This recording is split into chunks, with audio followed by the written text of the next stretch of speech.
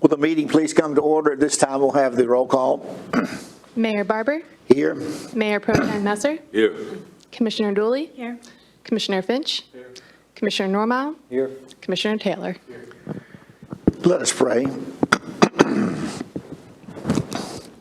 Oh, loving God, we thank you for this day and for each and every blessing of life that you have bestowed upon us.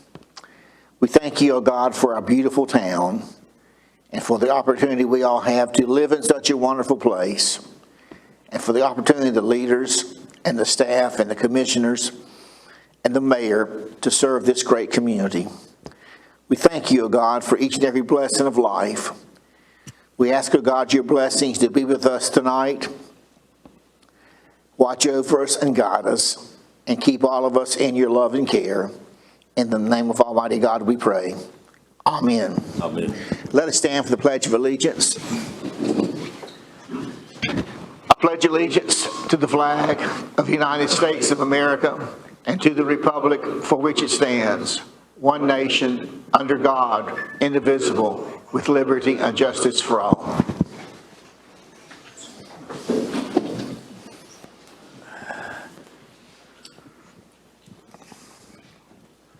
Is there a motion to adopt the agenda? So moved. All in favor say aye. Aye. This time we come to our public announcements, and we'll go over these now. The League of Women Voters will have the candidate forum tomorrow night at 6 p.m. It's a virtual event. And for further information, you can find out about it on our webpage. And we also have information on the table in the back. And that's tomorrow night at 6 p.m. The American Red Cross Blood Drive will be held on October 15th from 2 to 6:30 p.m.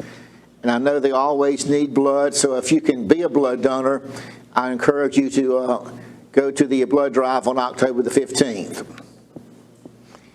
The police educating the public will be on October the 15th at 9 a.m. here in this meeting room. And I think the program will be on human trafficking. Is that correct, Chief? That is correct. The golf cart advisory committee will be on October 19th at 5:30 p.m. We'll also have a meet and greet for the candidates on October the 22nd at 6 p.m. at the Holiday Travel Park. And this is sponsored by the Travel Park. And further, we invite everyone to attend that meeting on October the 22nd. Trunk and Treats, October the 23rd, 10 to noon at the Emerald Isle Recreation Center here, and we hope all the kids will attend this.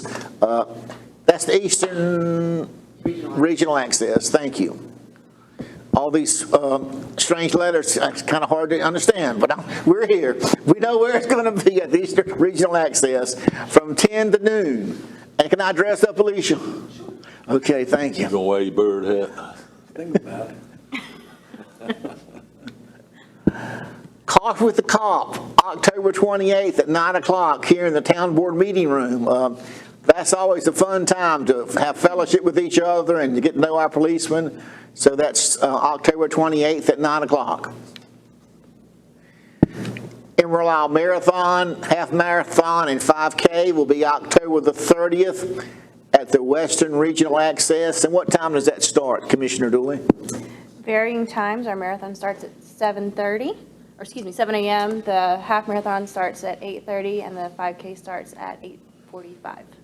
And they can still register online, is that correct? The marathon has sold out, and the half marathon has about 70 spots left, and the 5K is rolling around 50 spots left. So I give it a couple more days before we're completely sold out. How many people have registered so far? Over 1,200. That's fantastic. That's a great event. Neighborhood Watch Board Meeting Room, November the 2nd at 4 p.m. And the next Board of Commissioners meeting will be November the 9th at 6 o'clock.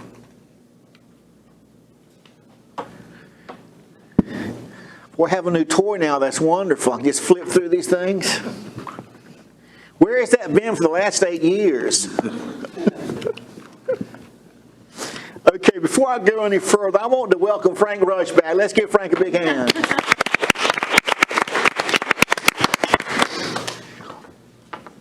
Thank you, Frank. It's good to have you with us tonight. Hope I didn't embarrass you.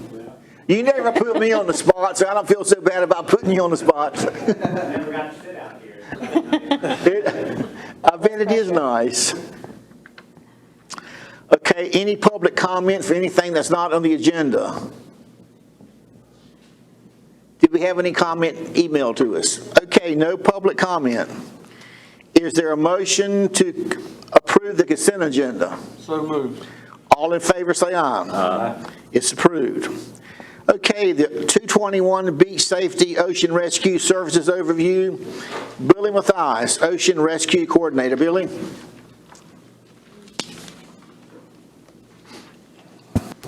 Thank y'all. Got PowerPoint. So earlier this month, we met to discuss some initiatives going into the summer 2022. Can we give him a microphone? Is your mic on? Yeah, it's on. Can you hear me now? She's just trying to save me.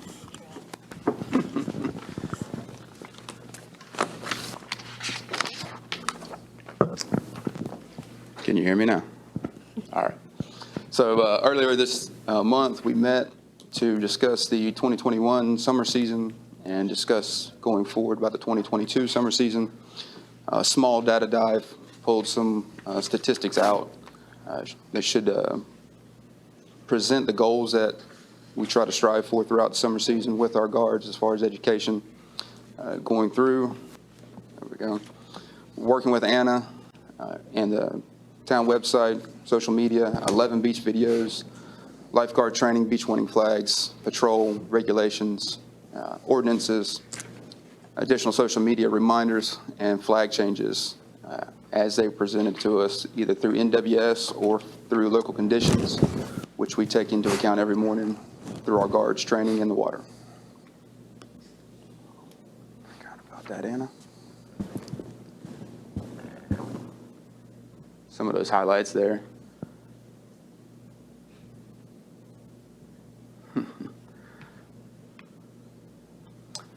Our summer intern, Paul, and Anna worked to create table toppers. Excellent communication device throughout our community, also our surrounding areas. I know some of the restaurants across the bridge also took part into this. One side of those table toppers, which are sitting there in front of y'all commissioners, has our beach warning flags with the updated information from USLA from May. And on the other side is a USLA template of how to escape a rip current. Earliest start to our season ever, April 1st. Training began shortly before April 1st in the end of March. Cold days, foggy time, and the water wasn't quite warm yet. But employed 20 USLA lifeguards, give or take one or two. We added throughout the season.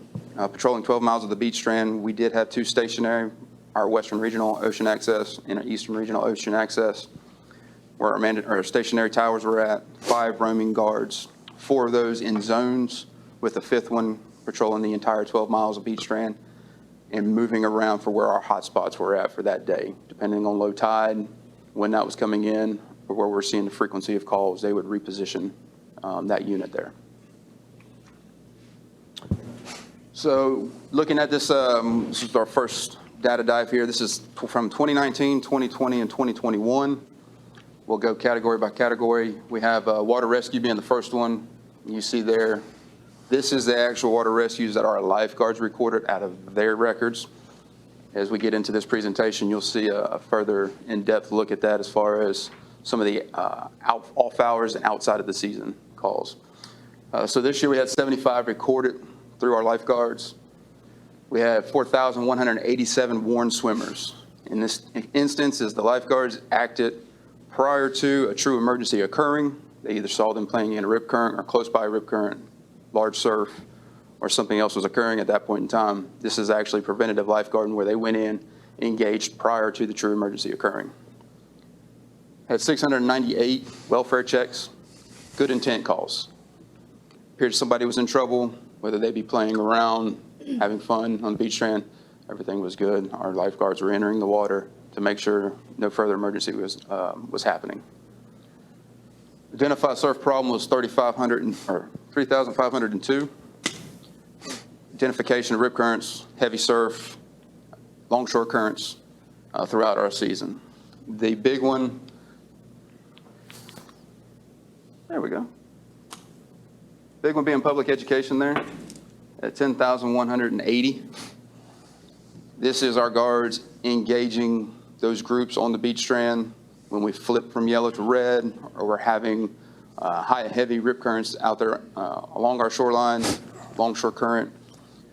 They're stopping, using PA systems on their vehicles in the towers.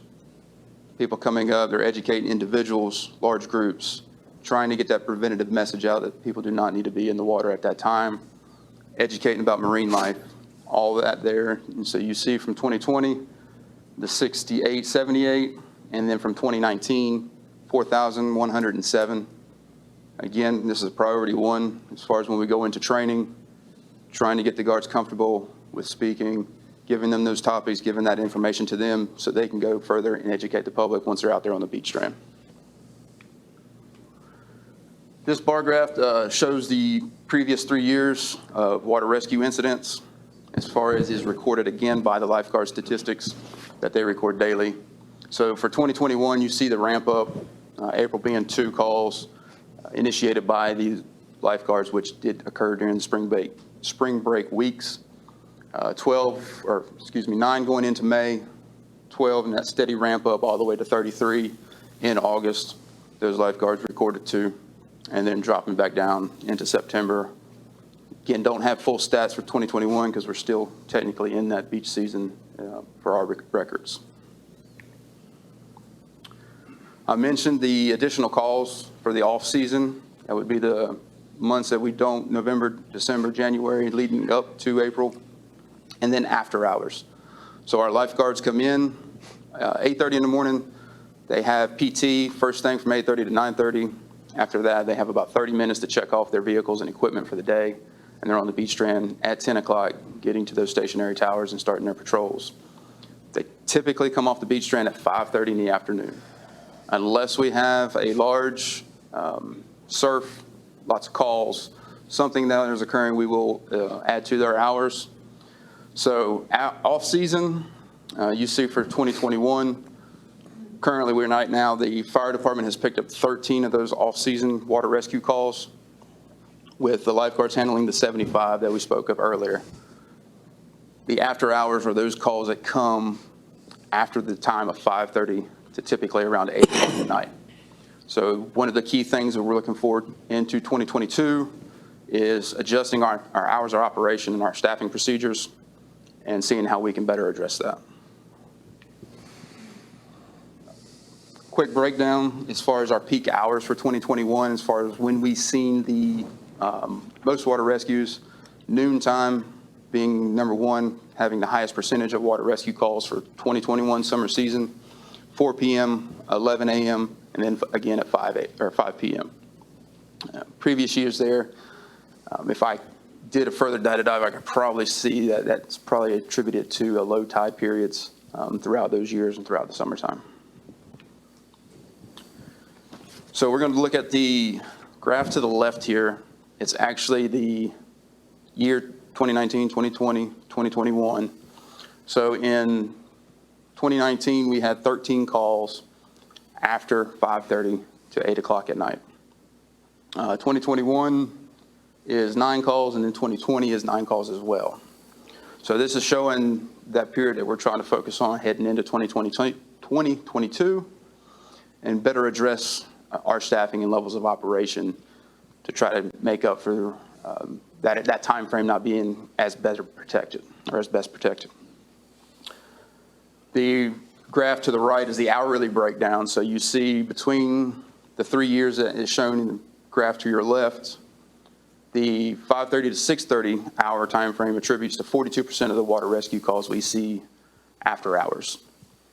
Going into 6:30, 7:30, we have 39%, and then for that 30 minutes from 7:30 to 8, you see that 19% of calls drop into that time frame.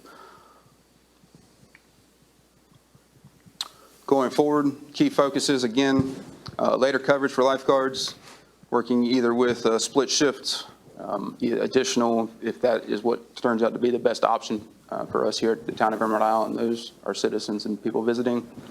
Continued public education. I can't strive enough on this. Getting out there, we see turnover anywhere from 3 days at a time, 7 days at a time. People are coming in, checking out. PSA, social media. I can't thank Anna enough. The time she's put in and keeping me on my toes as far as getting this information out there. Wi-Fi cameras, Western and Eastern Regional, surf zone monitoring. So in working with Matt Zapp, the town manager, he has greatly helped out with putting those cameras, which was a small idea back in, I believe, January of 2020.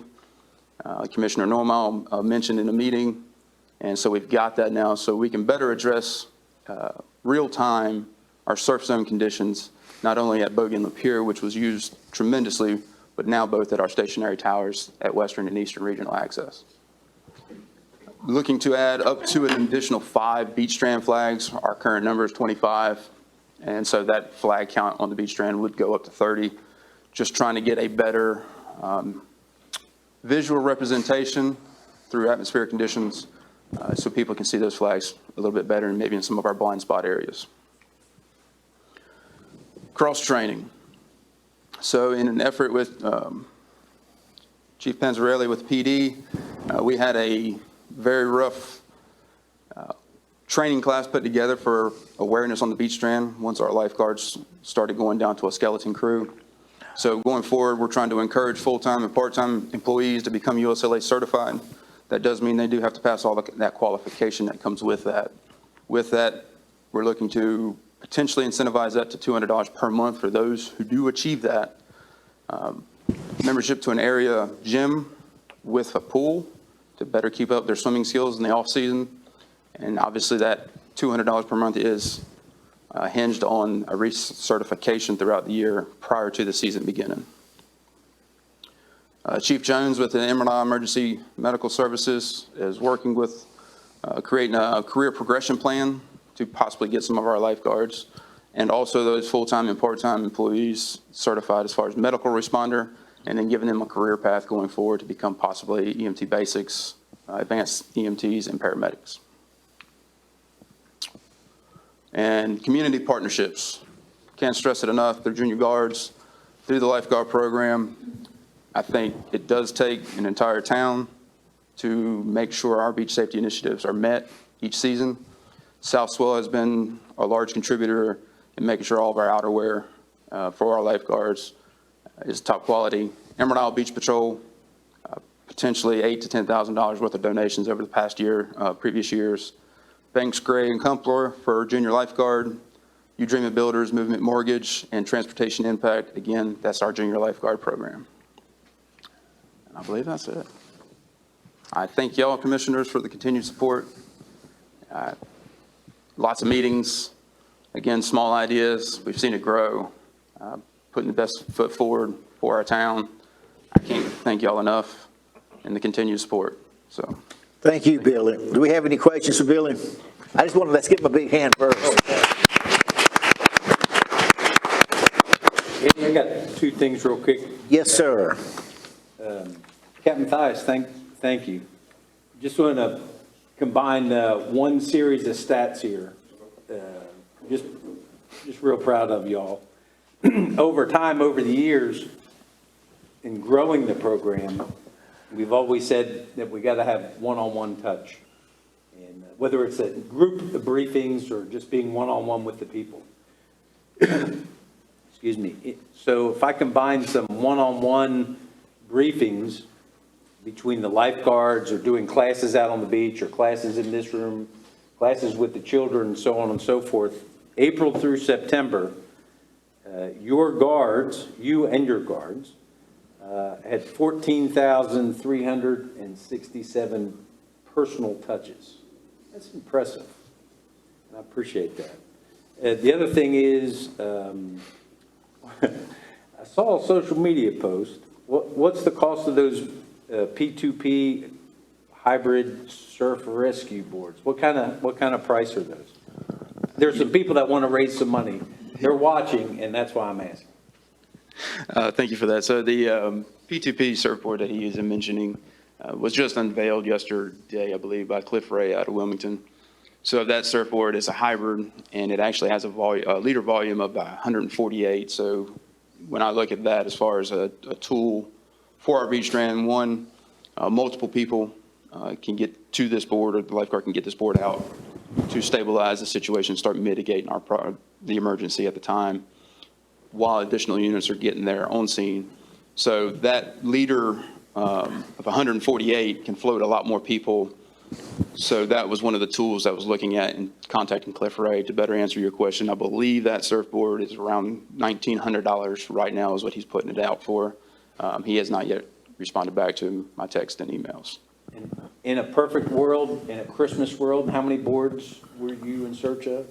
So in a perfect world, 7 boards as far as our guards on the beach strand. We'd have 2 at every stationary tower and then 1 per vehicle going up and down the beach strand. We do have soft top boards at this time. They have a volume leader of about 114. Obviously, they're a tool in the toolbox, just looking to better sharpen those tools for the applications we use them for. Did you say they were out of Wilmington? Yes, sir. Cliff Ray is the owner of Prone to Paddle Rescue. We've worked with him probably over the last 5 years. And so what's good about this company is, one, a lot of their product line has replaceable parts, so we can keep our equipment up to shape. We're not looking at $2,000 to $3,000 for a jet ski sled. The surfboards, the soft tops that we currently have are about $1,000 a piece. Again, this hybrid one's about $1,900. But they derived out of Wrightsville Beach. They take in a lot of our comment, not only ours, Hawaii, Wrightsville Beach, up and down the East Coast. They take a lot of the ideas and constructive criticism we give them back and put them back into their product. So they're constantly honing the product that they're selling, that we're using out here on our beach strand. So this is a specialty item. It's not something that could be bought locally? I would say that this in particular is a specialty item. It does have handles on the side, and it is, again, it takes into account that big surf out of Hawaii, Florida, a lot of other places. So yes, sir. Thank you. Do we have any public comment? Okay, any other commissioners comment? Thank you. Thank you so much, Billy. Y'all just did a fantastic job this morning. This was summer. It's just been wonderful to see how much this program has grown. It really has been. Hope to keep it that way. That's what we're trying for. You've done a fantastic job with it. Mayor? Yes. Can I make one quick comment? I wanted to not only thank the fire department and Ocean Rescue, but as Chief Panzarella brought forward, there is a concept that we're trying to work through. And since the board was able to help us put a full-time beach patrol officer on 365 days a year, 12 hours, the PD came forward with the concept of cross-train, not just with hand signals, but if there is a viable staff member that can pass the swim test, there's a potential opportunity to have an additional roving lifesaver on the strand.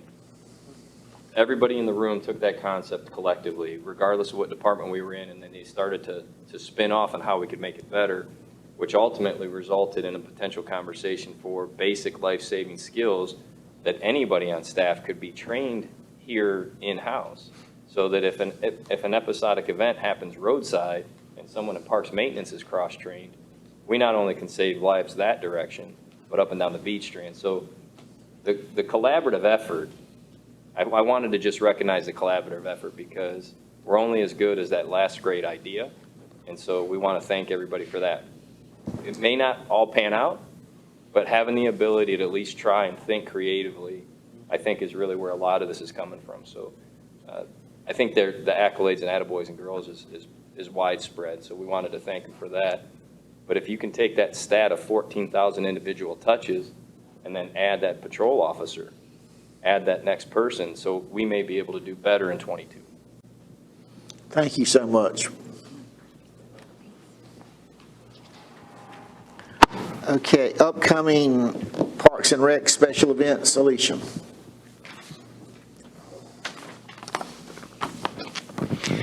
Thank you, Mayor Barber and members of the board. I'm here to talk to you about fun things, and not really any special toys involved yet. But our Trucks and Treats is coming up on October the 23rd. We moved it up a little bit this year, and it's one of the great things that actually came out of the pandemic. This was an alternative event last year to our traditional Halloween happenings, and everyone liked it. I particularly love the fact that it involves all of our departments. October's a harvest season, so let's let the staff go out and show off all the things that they do and give the public a closer look at those individuals that make everything happen. So we will continue that.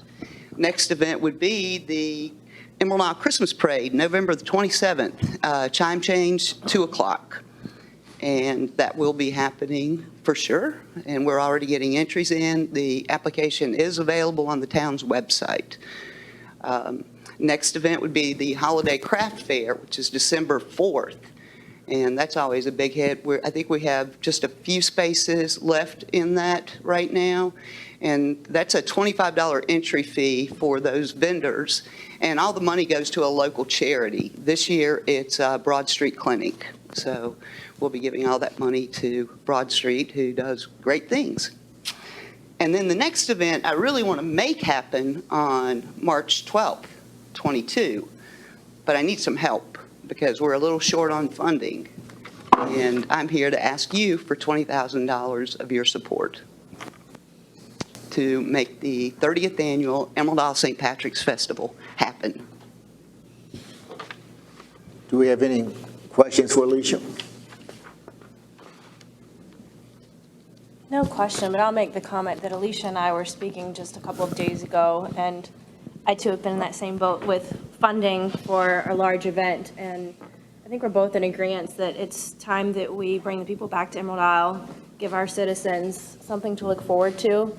This is a huge event for our community, and I think that we need to give her that support this year so that we can move forward and all move on a little bit. As long as we feel safe and comfortable, I think we should be out in the community. Thank you. Is there a motion then? I'll make a motion to authorize the town manager, Matt Zapp, to execute an agreement in the amount of $20,000 for the 2022 Emerald Isle St. Patrick's Day Festival. Any discussion? All in favor, say aye. Aye. It's passed. Thank you. I also have one comment on that, too. When I realized we were going to be asking for $20,000, I contacted, I'm a member of the Carter County TDA, and I contacted Jim Browder on Thursday and several of the TDA board members on Friday. And so I have put in a recommendation or asking for a $20,000 grant from the TDA to help fund our St. Patrick's Day Festival. And I'm not a betting man, but I asked for it to be on the agenda at the November meeting for the TDA. And I'm very confident, extremely confident, that the TDA is going to approve the grant of $20,000 to Emerald Isle. But I was hoping I could say it was a finalized deal tonight, but it needs to go before the entire board. And I'll be at that meeting in Beaufort on the second Tuesday in November. And I've contacted several members of the TDA, and I'm 99.9% certain we're going to get $20,000 to help us stage the St. Patrick's Day Festival too from the TDA. Thank you, Mayor Barber, for your efforts in driving that. And if that comes to fruition, then I would rescind my request from this board. I'm working hard. I didn't, even though I'm not going to be mayor, I didn't want the town to spend money out of the budget that I felt the TDA should be helping us with. And that's why I did that. I got really busy Thursday and Friday, and I got the application today, and it's already been mailed back to the TDA. So I'm very confident we're going to get that $20,000. Thank you. And thank you, board, for being willing to fund it otherwise. Thank you, Alicia. And I'm also pleased to announce that Representative Greg Murphy has agreed to be the Grand Marshal for our Christmas parade. I reached out to Greg about 2 weeks ago, and then I followed up with another phone call with Greg, and then his administrative assistant called me, I think Thursday or Friday, saying that Representative Murphy was going to be honored to be the Grand Marshal. So I just think it's going to be a great way for us to really have a wonderful Christmas parade this year.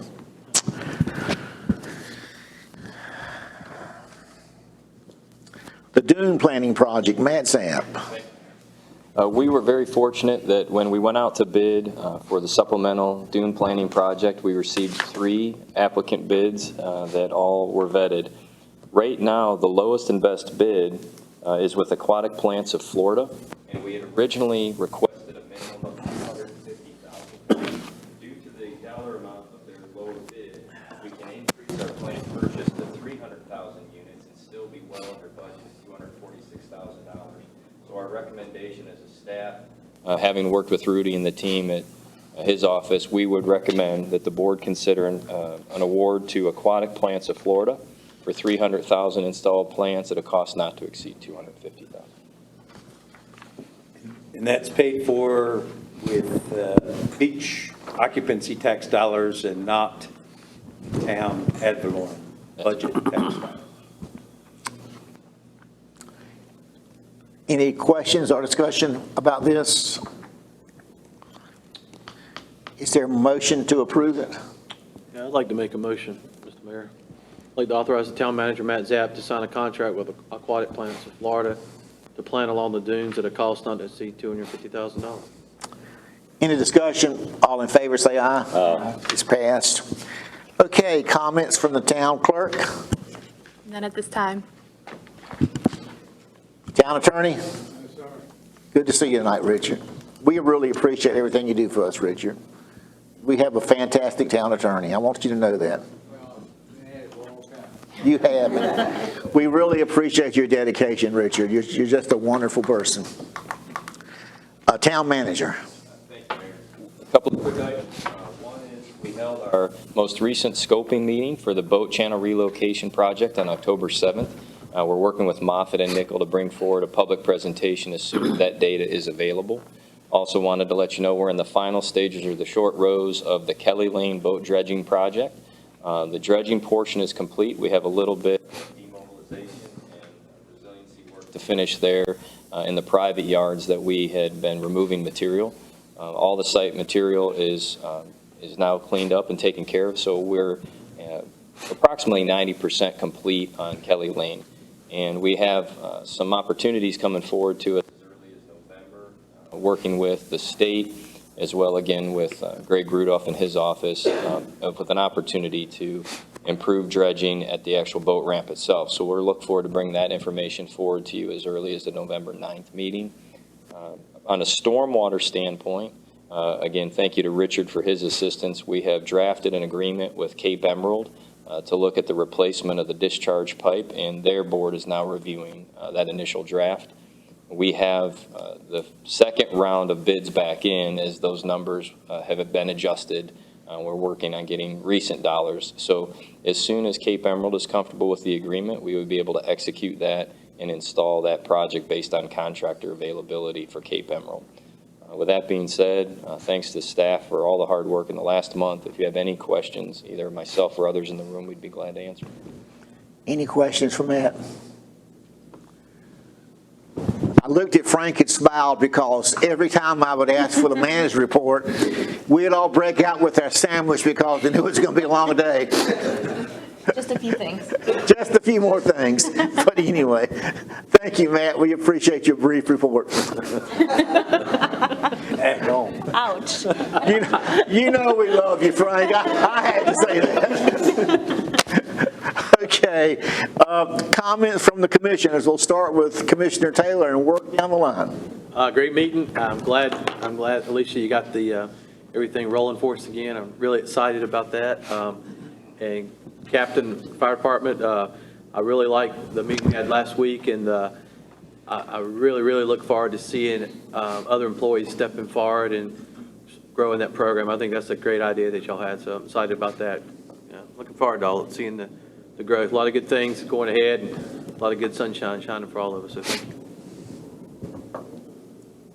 I talked to Alicia the other day, and I think it's time for Emerald Isle to get back on its feet and get back to a semi-norm, if you call it that, with the Christmas parade and St. Patty's Day.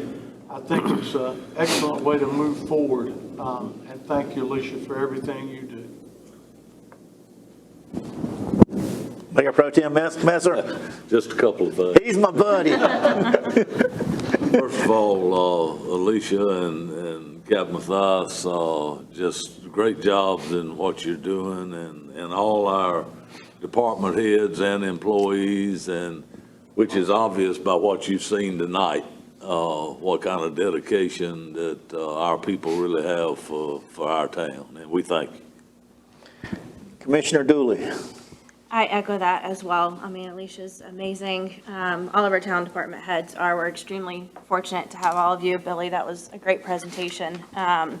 Super proud and want to remind everybody that before our next meeting is actually the election. And so I encourage everyone to get out and vote for who you believe deserves to sit in this seat and represent your town. And most importantly, between now and then, we are in desperate need of volunteers for the marathon.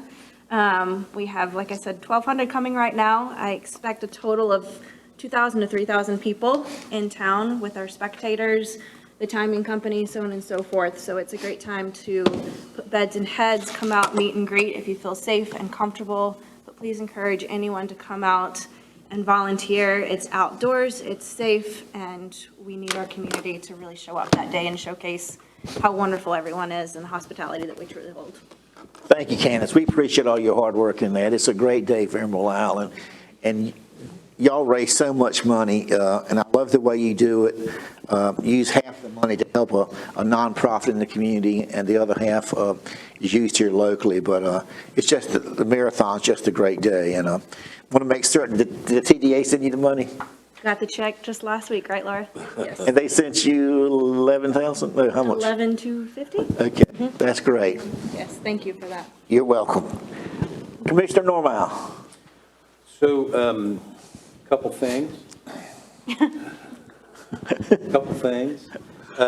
So behind the scenes, I know staff is, holy cow, building packages for 10, 15, 18, I don't have my physical binder in front of me, millions of dollars of grant funding for stormwater and other resiliency projects. And behind the scenes, it's controlled madness, building those packages, doing all the due diligence, and we see that. At least us up here see that daily, weekly. We appreciate you for that.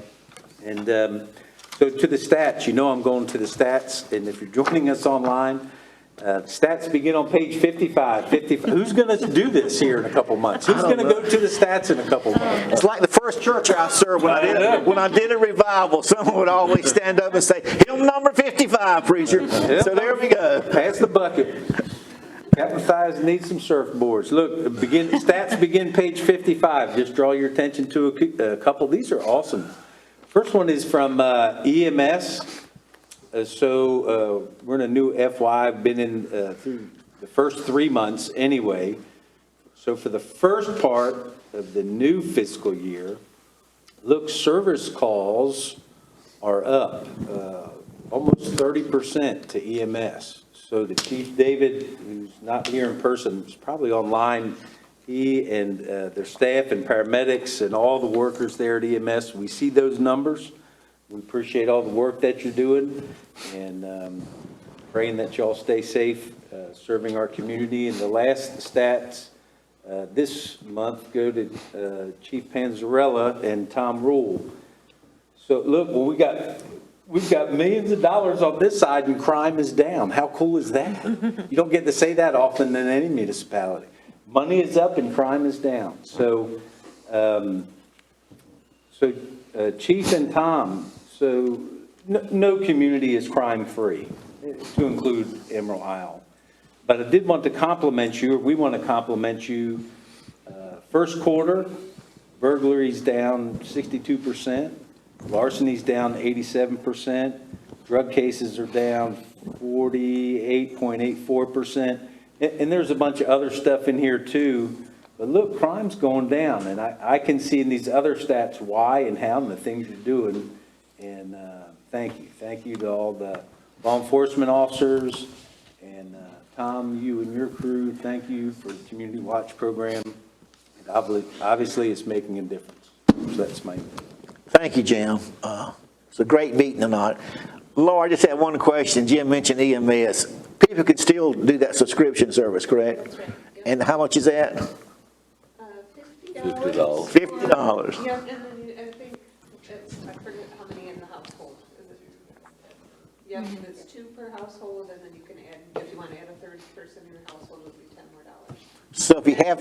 That's good through the fiscal year, through June, and then we start it all over the next fiscal If you have not done that, everyone needs to do that. It's a great $50. It helps the town out tremendously and also provides great protection for you and your family. Okay, it's been a wonderful meeting. I'd like to encourage everyone to remind everyone the early voting, I think, begins on Thursday morning, and it runs through, I think the last one is a Saturday in October, and then general election day is November the 2nd, and that is from 6:30 to 7:30, I think, 6:30 a.m. to 7:30 p.m., and that's in the gym on election day. But I encourage all of our citizens to, it's a very sacred right to vote, and go out and vote, and please vote for the candidate of your choice. Is there a motion to adjourn? So moved. All in favor say aye. Aye. Meeting's adjourned.